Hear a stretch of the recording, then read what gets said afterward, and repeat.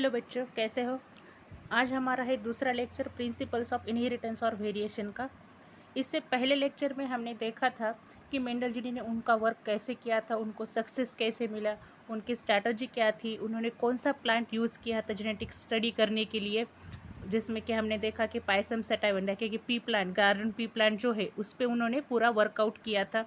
पूरे 7 साल तक उन्होंने उस पर वर्कआउट किया था। उसके बाद उन्होंने उसके जो रिजल्ट से इंटरप्रेट कर दिए थे।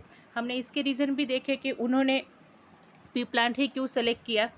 अभी उसके बाद जो है आज हम देखने वाले हैं कि उन्होंने जो पी प्लांट्स पे एक्सपेरिमेंट किए थे, मतलब पूरे 7 साल जो हमने कहा कि उन्होंने हाइब्रिडाइजेशन के एक्सपेरिमेंट किए थे।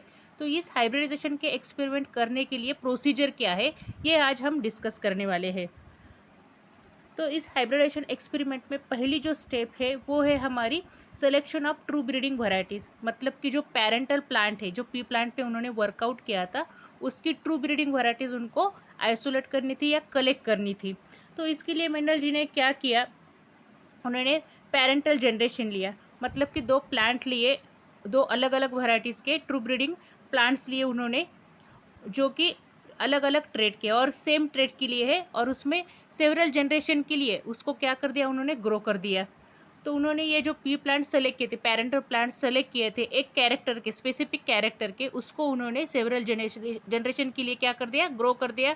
उसके बाद उनको सेल्फ पॉलिनेट कर दिया। तो सेल्फ पॉलिनेट करने के बाद उनको जो रिजल्ट्स मिले वो उन्होंने ऑब्जर्व किया, और उसको उसमें जो है उसको जेनेटिकली प्योर, वो जो प्लांट्स थे वो जेनेटिकली प्योर प्लांट्स मिले, मतलब होमोजाइगस मिले। एक सिंगल ट्रेट के लिए वो होमोजाइगस थे। मतलब कि जबकि हमने कंसिडर किया कि हाइट ऑफ द प्लांट, तो हाइट ऑफ द प्लांट में क्या है, आता है एक तो टॉल प्लांट आते हैं या डॉर्फ प्लांट आते हैं।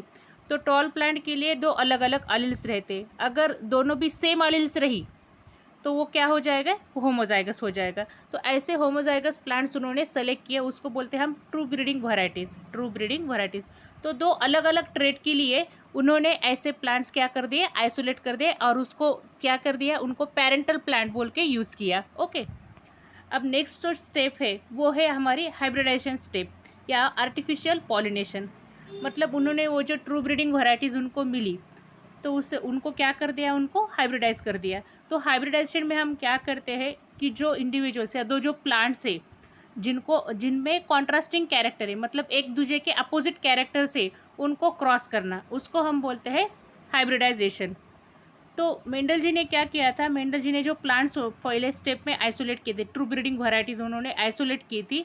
तो उसमें से जो ट्रू ब्रीडिंग प्लांट्स है उसको क्या कर दिया, क्रॉस कर दिया। उसके बाद उनको क्या मिले, हाइब्रिड प्लांट्स मिले, हाइब्रिड प्लांट्स मिले। उसको उन्होंने नाम दिया F1 generation, that is the first filial generation. First filial generation मतलब दो पेरेंटल प्लांट लिए जो कि प्योर है उनके ट्रेट के लिए, उसके बाद उनको क्रॉस कर दिया। उनको क्रॉस करने के बाद उनको उससे जो नए प्लांट्स मिले उसको उसको नाम दिया उन्होंने F1 प्लांट्स, जो कि हाइब्रिड थे। ओके। अभी उन्होंने इस F1 प्लांट में क्या ऑब्जर्व किया कि जो अलग अलग ट्रेड्स के प्लांट्स को उन्होंने क्रॉस किया था, तो उसमें से सिर्फ एक ही ट्रेड जो है वो F1 जनरेशन के प्लांट में एक्सप्रेस हुआ है। दूसरा जो ट्रेट है वो एक्सप्रेस ही नहीं हुआ, सिर्फ एक ही ट्रेट उसमें क्या हो गया, एक्सप्रेस। क्योंकि हमने क्या किया था, कॉन्ट्रास्टिंग कैरेक्टर के प्लांट क्रॉस किए थे, मतलब दोनों में अलग अलग ट्रेड्स थे। तो ये अलग ट्रेड्स के प्लांट जो क्रॉस कर दिए, तो उसमें से सिर्फ एक ही प्लांट का ट्रेड एक्सप्रेस हुआ, दूसरे प्लांट का ट्रेड एक्सप्रेस ही नहीं हुआ। ओके। उसके बाद उन्होंने रेसिप्रोकल क्रॉस भी किया और उनको उसमें सेम रिजल्ट मिल गए। अभी हम देखेंगे कि उन्होंने जो हाइब्रिडेशन एक्सपेरिमेंट किया था उसमें से स्टेप्स क्या क्या है, क्योंकि ये हाइब्रिडेशन जो है वो है आर्टिफिशियल पॉलिनेशन। तो आर्टिफिशियल पॉलिनेशन करने के लिए हमें क्या क्या करना चाहिए, क्योंकि हमने जब पी प्लांट्स के कैरेक्टरिस्टिक्स डिस्कस किए थे उसमें हमने देखा कि ये जो पी प्लांट्स है ये सेल्फ पॉलिनेशन भी कर सकते हैं। लेकिन अब हमारे मेंडल जी को जो एक्सपेरिमेंट करने थे उसके लिए उनको स्पेसिफिक प्लांट को एक दूसरे से क्रॉस करना था। तो इसके लिए हम क्या करेंगे, आर्टिफिशियल म्हणजे उनको जो प्लांट चाहिए उसके साथ उनको क्रॉसिंग चाहिए थी, उनको वहाँ पे सेल्फ पॉलिनेशन नहीं चाहिए था। तो इस पी प्लांट में क्रॉस पॉलिनेशन भी पॉसिबल है, इसके लिए उन्होंने ये पी प्लांट सेलेक्ट किया था। तो अभी ये हाइब्रिडेशन करने के लिए या आर्टिफिशियल पॉलिनेशन करने के लिए स्टेप्स कौन कौन से हैं ये हम अब देखेंगे। तो इसमें जो पहली स्टेप आती है ये है हमारी इमेस्कुलेशन स्टेप। तो इमेस्कुलेशन क्या रहता है, अभी ये प्लांट जो है ये सेल्फ पॉलिनेट कर सकता है, इसका मतलब इसके जो फ्लावर्स है वो है बायसेक्सुअल फ्लावर, उसमें मेल और फीमेल दोनों भी रिप्रोडक्टिव ऑर्गन, मतलब उसमें एंथर भी है और क्या है, ओवरी भी है, ये दोनों मेल और फीमेल रिप्रोडक्टिव ऑर्गन एक ही फ्लावर में प्रेजेंट है, उसको हम बोलते हैं बायसेक्सुअल फ्लावर। तो उसमें से उन्होंने क्या किया, जो मेल रिप्रोडक्टिव ऑर्गन है दैट इज एंथर, एंथर को पोलन ग्रेन मैच्योर होने से पहले ही उसमें से क्या कर दिया, एंथर उन्होंने रिमूव कर दिया, मतलब मेल रिप्रोडक्टिव ऑर्गन जो है उसको उन्होंने क्या कर दिया, रिमूव कर दिया। अभी मेल रिप्रोडक्टिव ऑर्गन रिमूव हो गया तो उसमें सेल्फ पॉलिनेशन नहीं होगा। अभी ये जो इमेस्कुलेटेड फ्लावर है या इमेस्कुलेटेड प्लांट जो है जिसके फ्लावर में से हमने एंथर रिमूव कर दिया, उसको हम क्या कंसिडर करेंगे, फीमेल पेरेंट। उसको मेंडल जी ने क्या कंसिडर किया, फीमेल पेरेंट। ऐसा प्लांट जिसके फ्लावर इमेस्कुलेटेड है, जिसमें से मेल रिप्रोडक्टिव ऑर्गन निकल वाला है, उसको उन्होंने क्या नाम दिया, फीमेल पेरेंट। ओके, या फीमेल प्लांट उसको यूज़ किया। उसके बाद उन्होंने क्या किया, उसका बैगिंग कर दिया। बैगिंग मतलब ये जो इमेस्कुलेटेड फ्लावर है उसको कवर कर दिया, उसको क्या कर दिया, कवर। क्योंकि अभी ये फ्लावर में से उन्होंने एंथर तो रिमूव कर दिया, लेकिन जो पॉलिनेटिंग एजेंट्स है या दूसरे प्लांट में से जो पोलन ग्रेन्स है वो इसके फीमेल रिप्रोडक्टिव ऑर्गन को पॉलिनेट कर सकते हैं, तो ये ना हो इसके लिए उन्होंने क्या कर दिया, उसको कवर कर दिया। Okay, to avoid the undesirable cross pollination हो ना हो, इसके लिए उसको उन्होंने क्या कर दिया, कवर कर दिया। उसके बाद नेक्स्ट स्टेप क्या आई, डस्टिंग की प्रोसीजर। डस्टिंग बोले तो क्या, कि हमें जिस प्लांट के साथ इसको क्रॉस करना है उसमें से मैच्योर पोलन ग्रेन लिए और वो उस पर कलेक्ट करके इस प्लांट के, मतलब इमेस्कुलेटेड, जिसमें इमेस्कुलेटेड फ्लावर है उसके फीमेल रिप्रोडक्टिव ऑर्गन के उसको डिपॉजिट कर दिए। Okay, for the purpose of pollination, और उसको उसके बाद फिर से उन्होंने कवर कर दिया। ये हाइब्रिडेशन होने के बाद इसको कहेंगे हम हाइब्रिडाइजेशन। ये हाइब्रिडेशन होने के बाद उन्होंने क्या किया, पॉलिनेशन होने के बाद उसके सीड कलेक्ट कर दिए, उसके बाद उस सीड्स को सोई कर दिया, उसमें से नए जो प्लांट तैयार हुए, इस सीड में से जो प्लांट तैयार हो गए उसको उन्होंने नाम दिया F1 generation, that is first filial generation. उसके बाद ये जो प्लांट्स है इसको क्या कर दिया, सेल्फ पॉलिनेट कर दिया। उसके बाद जो उनको जनरेशन मिली उसको नाम दिया उन्होंने F2 generation, that is the second filial generation. Okay,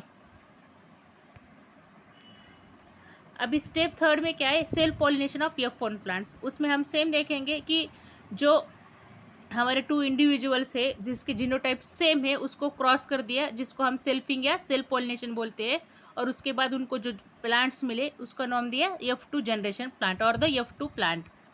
तो उनको उसमें जो रेशो मिला वो है 3:1, मतलब जो अलग अलग ट्रेड्स उन्होंने लिए थे उसका रेशो उनको मिला 3:1।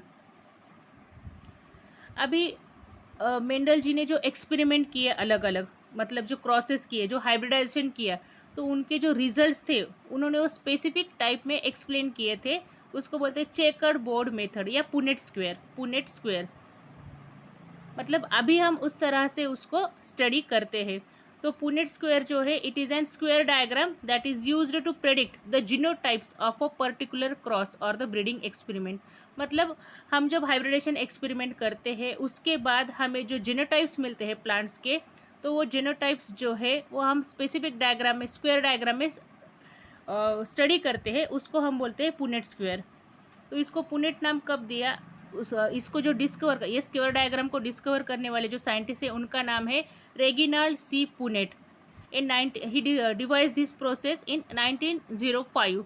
सो इसके ऑनर में उनको नाम क्या दिया, पुनेट स्क्वायर, या इसको हम चेकर्ड बोर्ड मेथड ऐसे ही बोलते हैं। This diagram it is use by the biologist to determine the probability of an offspring. मतलब अगर हमने हाइब्रिडेशन एक्सपेरिमेंट कर दिए उसके बाद हमें किस प्रकार के बच्चे उसमें से मिल सकते हैं, उस क्रॉस में से किस प्रकार के प्लांट्स या जीनोटाइप्स हमें मिल सकते हैं, ये हम पुनेट स्क्वायर से डिसाइड कर सकते हैं। ओके, अभी मेंडल जी को हाइब्रिडेशन करने के बाद जो एक्सपेरिमेंट मिले, उनको जो रिजल्ट्स मिले, एक्सपेरिमेंट करने के बाद जो रिजल्ट्स मिले उनको उन्होंने कैसे एक्सप्लेन किया। उन्होंने क्या कहा कि जो F1 जनरेशन है विच हमें जो कि मिलती है दो ट्रू ब्रीडिंग पेरेंट्स को क्रॉस करने के बाद, ट्रू ब्रीडिंग वैरायटीज़ को क्रॉस करने के बाद, तो उसमें क्या हो जाता है, जो हम अलग अलग ट्रेड्स के जो प्लांट्स हम क्रॉस करते हैं, वो अलग अलग ट्रेड्स के प्लांट्स क्रॉस करने के बाद हमें जो बच्चे मिलते हैं उसमें सिर्फ एक ही ट्रेड, एक ही प्लांट का ट्रेड क्या होता है, एक्सप्रेस होता है, दूसरे ट्रेड का ट्रेड जो है वो एक्सप्रेस नहीं होते। जो ट्रेड एक्सप्रेस हो रहे हैं उसको वो हम बोलते हैं डोमिनेंट ट्रेड, जो एक्सप्रेस हो रहा है होमोजाइगस कंडीशन में भी और हेट्रोजाइगस कंडीशन में, क्योंकि हमें जो हाइब्रिड मिलते हैं वो हेट्रोजाइगस होते हैं। F1 जनरेशन में हमें जो प्लांट्स मिलते हैं वो रहते हैं हमारे हाइब्रिड, मतलब कि वो हेट्रोजाइगस रहते हैं। तो इस हेट्रोजाइगस कंडीशन में भी जो ट्रेड्स एक्सप्रेस होते हैं उसको हम बोलते हैं डोमिनेंट ट्रेड, और जो एक्सप्रेस नहीं होते, हिडन रहते हैं, उसको हम बोलते हैं रेसेसिव ट्रेड। ओके, अभी इसमें जो हम क्रॉसेस करते हैं उसमें हमने पेरेंट्स में जो वैरायटीज़ है वो पोलन या ओहा किस प्लांट में दिए हैं इस पे वो डिपेंड नहीं रहेगा कि यह डोमिनेंट कैरेक्टर या रेसेसिव कैरेक्टर है। ओके, अभी जो F1 जनरेशन में जो कैरेक्टर एक्सप्रेस नहीं हुआ वो ही ट्रेट, वही ट्रेट जो ट्रेट F1 जनरेशन में एक्सप्रेस नहीं हुआ, मतलब कि रेसेसिव ट्रेट, वो फिर से रीअपियर हो जाएगा आपकी F2 जनरेशन में। F2 जनरेशन में वो ट्रेट फिर से एक्सप्रेस हो जाएगा। F1 जनरेशन में वो एक्सप्रेस नहीं होगा, लेकिन F2 जनरेशन में वो क्या हो जाएगा, फिर से एक्सप्रेस हो जाएगा, क्योंकि F2 जनरेशन का हमारा जो रेशो है, फिनोटाइप रेशो, वो 3:1 है। जो 3 है वो डोमिनेंट ट्रेट है, जो 1 है वो क्या है, आपका रेसेसिव ट्रेट है।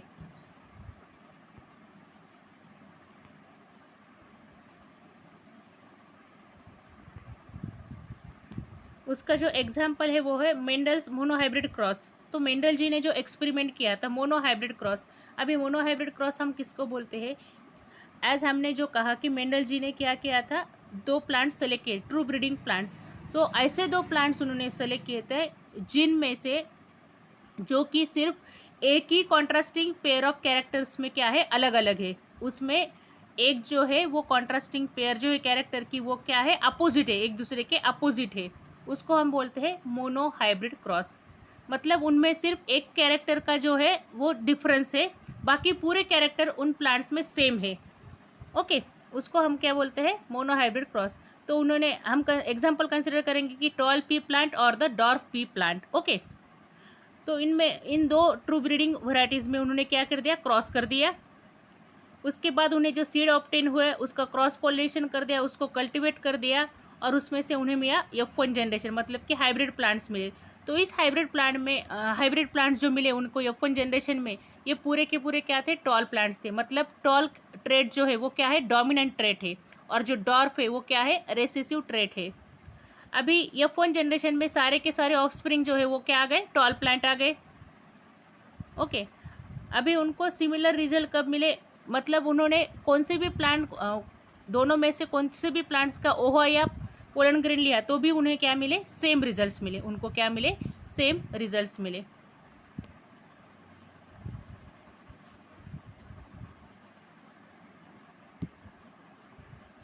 ये हम यहाँ पे दे सकते हैं इस चेक डायग्राम में कि हमने पेरेंटल जनरेशन में क्या किया, एक टॉल प्लांट लिया, एक डॉर्फ प्लांट लिया। मतलब ये दो जो प्लांट है उनके बाकी के, हमने जो कहा कि पी प्लांट में क्या है, 7 कॉन्ट्रास्टिंग पेयर ऑफ कैरेक्टरिस्टिक्स है, तो उसमें से उनका एक ही कैरेक्टर क्या है, अलग है, that is the height of the plant. एक जो पेरेंट है वो टॉल प्लांट है, एक जो है वो क्या है, डॉर्फ है। ओके, तो उसमें से हमने क्या करा, उनकी क्रॉसिंग कर दी। क्रॉसिंग करने के बाद उसमें गैमेट फॉर्मेशन हुआ। गैमेट फॉर्मेशन होने के बाद हमें क्या मिल गया, F1 जनरेशन मिल गई उनका हाइब्रिडेशन होने के बाद। तो F1 जनरेशन मिल गया हमें hybrid, that is capital T and small T. तो ये जो कैपिटल टी और स्मॉल टी है ये क्या है, हेट्रोजाइगस है। ओके, इसलिए हमने इसको नाम क्या दिया, हाइब्रिड। तो इसमें ये जो प्लांट है वो क्या आ गए, टॉल प्लांट आ गए। मतलब इसमें अभी दोनों की ट्रेड्स के अलील्स जो है प्रेजेंट है, टॉल के भी और डॉर्फ के, मतलब स्मॉल टी भी है और कैपिटल टी भी है। लेकिन जब स्मॉल टी प्रेजेंट रहता है तो जब कैपिटल टी प्रेजेंट रहता है तो स्मॉल टी का कैरेक्टर ट्रेट जो है एक्सप्रेस नहीं होता। जो स्मॉल मतलब कैपिटल टी मतलब टॉल जो ट्रेट है वो क्या है, डोमिनेंट है ओवर द डॉर्फ। ओके, उसके बाद उन्होंने उनके क्या कर दी, सेल्फिंग कर दी, सेल्फ पॉलिनेशन कर दिया। उसके बाद उन्हें मिला F2 जनरेशन। तो F2 जनरेशन में हमें 4 ऑफस्प्रिंग मिल गए। तो ये पुनेट स्क्वायर में हम यहाँ पे ऑब्जर्व कर सकते हैं, कैपिटल टी है, capital T small T, again capital T small T और small T small T, small T small T. तो इसमें क्या हो जाएगा, जो कैपिटल टी कैपिटल है वो टॉल प्लांट आ जाएगी, जो कैपिटल टी स्मॉल टी वो भी टॉल प्लांट आ जाएंगे, लेकिन सिर्फ स्मॉल टी जो है वो क्या आ जाएंगे, डॉर्फ कैरेक्टर आ जाएंगे। तो इसमें हमें फेनोटिपिक रेशो, मतलब फेनोटिपिक रेशो इसका मतलब क्या है, मॉर्फोलॉजिकल कैरेक्टर्स जो हम एक्सटर्नली ऑब्जर्व करते हैं उसको बोलते हैं हम फेनोटाइप। तो फेनोटिपिकली 4 में से 3 जो प्लांट्स है वो क्या है, टॉल प्लांट है, और एक जो है वो क्या है, डॉर्फ है। तो इसका रेशो हो गया 3:1, 3:1। अभी जीनोटिपिक रेशो, जीनोटिपिक रेशो मतलब क्या रहता है, जेनेटिक कॉन्स्टिट्यूशन, उनका जेनेटिक कॉन्स्टिट्यूशन कैसा है। तो इसमें क्या जाएगा, आ जाएगा कैपिटल टी एक हो गया 1, उसके बाद कैपिटल टी स्मॉल टी, ऐसे 2 प्लांट्स हैं तो इसका आ जाएगा 2, और उसके बाद स्मॉल टी इसका आ जाएगा 1, मतलब जेनेटिक रेशो है 1:2:1। मतलब 1 जो है वो प्योर टॉल प्लांट के लिए है, 2 जो है वो अगेन टॉल प्लांट के लिए लेकिन हिट्रोजाइगस के लिए है, और अगेन तीसरा जो 1 है वो किसके लिए है, प्योरली डॉर्फ प्लांट के लिए है। ओके, अभी हम देखेंगे dihybrid cross, example of dihybrid cross. मतलब मेंडल जी ने मोनोहाइब्रिड क्रॉस भी लिया और डायहाइब्रिड क्रॉस भी लिया, उनके जो लॉ ऑफ डोमिनेंस वगैरह है वो एक्सप्लेन करने के लिए, मतलब मेंडल जी ने जो लॉज एक्सप्लेन किए उसके लिए उन्होंने मोनोहाइब्रिड और डायहाइब्रिड क्रॉस ऐसे किए थे। तो हमने मोनोहाइब्रिड क्रॉस तो अभी कंसिडर कर दिए, अभी हम देखेंगे डायहाइब्रिड क्रॉस। तो डायहाइब्रिड क्रॉस में उन्होंने ऐसे 2 प्लांट्स लिए कि जो 2 प्लांट्स उनमें 2 कॉन्ट्रास्टिंग पेयर ऑफ कैरेक्टरिस्टिक्स में उनको डिफर है।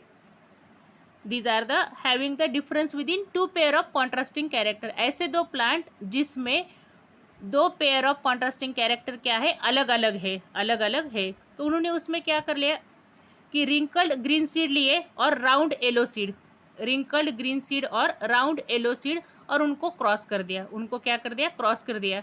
उसके बाद उन्हें मिला F1 जनरेशन, F1 जनरेशन में उन्होंने जो और ऑल सीड्स है उनको क्या मिली, राउंड येलो सीड्स मिली, राउंड येलो सीड्स मतलब हाइब्रिड मिले।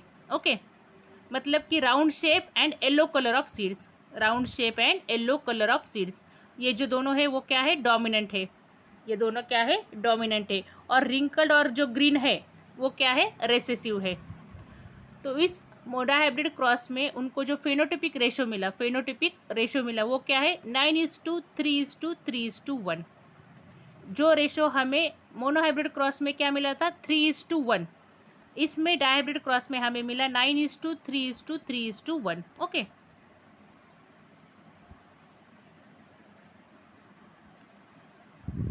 अभी यहाँ पे इस रेशो में उन्होंने क्या कंसिडर किया डायहाइब्रिड क्रॉस में, कि जो y है it is for the yellow seed colour, मतलब कैपिटल Y, स्मॉल y जो है वो है ग्रीन सीड कलर की है, कैपिटल R जो है वो है राउंड शेप के सीड के लिए, और स्मॉल r जो है वो रिंकड सीड शेप के लिए। Okay, so the parental genotype क्या था उनका, capital Y capital R that is yellow round seed, और दूसरा क्या था, small y small r that is green linker seeds. Okay, अभी इस फिगर में हम ऑब्जर्व कर सकते हैं, इसमें क्रॉसेस जो किए उसके बाद उसका गैमेट फॉर्मेशन हो गया। अभी यहाँ पे हमें मोनोहाइब्रिड क्रॉस में सिंगल गैमेट मिले थे, यहाँ पे दो मिल गए। तो यहाँ पे हमने 2 कॉन्ट्रास्टिंग कैरेक्टर लिए हैं, कंसिडर किए हैं। मोनोहाइब्रिड क्रॉस में सिर्फ एक ही कॉन्ट्रास्टिंग कैरेक्टर हमने कंसिडर किया था। तो यहाँ पे टोटल बच्चे कितने मिलेंगे, हमें 16 मिलेंगे, टोटल बच्चे जो है वो 16। उसमें कितने मिले थे हमें, 4 ऑफस्प्रिंग मिले थे, यहाँ पे हमें कितने मिलेंगे, 16 ऑफस्प्रिंग मिलेंगे। ओके, तो पेरेंटल का जो फेनोटाइप है वो था येलो राउंड। तो इसमें जो हमें फेनोटाइपिक रेशो में अलग अलग कॉम्बिनेशन इसमें हमें मिल जाते हैं। इस अलग अलग कॉम्बिनेशन में मतलब जो पेरेंट में कॉम्बिनेशन नहीं है वो भी कॉम्बिनेशन यहाँ पे हमें डायहाइब्रिड क्रॉस में मिल जाएंगे। हमने कंसिडर किया था कि पेरेंटल कॉम्बिनेशन क्या है, येलो और round seeds and green and wrinkle, ये 2 कैरेक्टर थे। ओके, अभी यहाँ पे हमें जो ऑफस्प्रिंग मिले हैं उसमें हमें 2 अलग अलग मिल जाते हैं। एक तो हमें मिल जाते हैं ग्रीन राउंड सीड्स जो कि पेरेंटल कैरेक्टर नहीं है, उसके बाद आ जाएगा येलो रिंकल सीड्स, ये भी पेरेंटल कैरेक्टर नहीं है। तो ये जो अलग अलग कैरेक्टर्स हमें मिले जो कि पेरेंट में प्रेजेंट नहीं, इसको हम बोलते हैं रिकॉम्बिनेंट्स, इसको क्या बोलते हैं, रिकॉम्बिनेंट्स मिलते हैं। मतलब जो रेशो हमारा आ गया है 9:3:3:1, तो इसमें जो 3:3 है वो किसके लिए है, इस रिकॉम्बिनेंट के लिए। ये क्या आ जाएंगे, हमारे रिकॉम्बिनेंट आ जाएंगे। ओके, तो इसके जीनोटाइप्स इस डायग्राम में आप ऑब्जर्व कर सकते हैं पुनेट स्क्वायर में। तो ये है डायहाइब्रिड क्रॉस। अभी इसका जो जीनोटाइपिक रेशो है वो है 1:2:1 2:4:2 ये पूरा अगर आपने डायग्राम ठीक तरह से ऑब्जर्व की तो इसका आपको जीनोटाइपिक रेशो ऑब्जर्व हो जाएगा। ये जहाँ पे हमने जो कैपिटल वाई स्मॉल आर ये दिए वाले हैं, उस हिसाब से जो जीनोटाइप है वो जीनोटाइप ऑब्जर्व करके उसका जीनोटाइपिक रेशो निकाला गया है। ओके, तो ये इंफॉर्मेशन है how Mendel workout all his experiment, मतलब उन्होंने उनका हाइब्रिडेशन एक्सपेरिमेंट कैसे किया। अगर आपको ये वीडियो पसंद आ गया तो please like this video and also share this video with your friends. Thank you.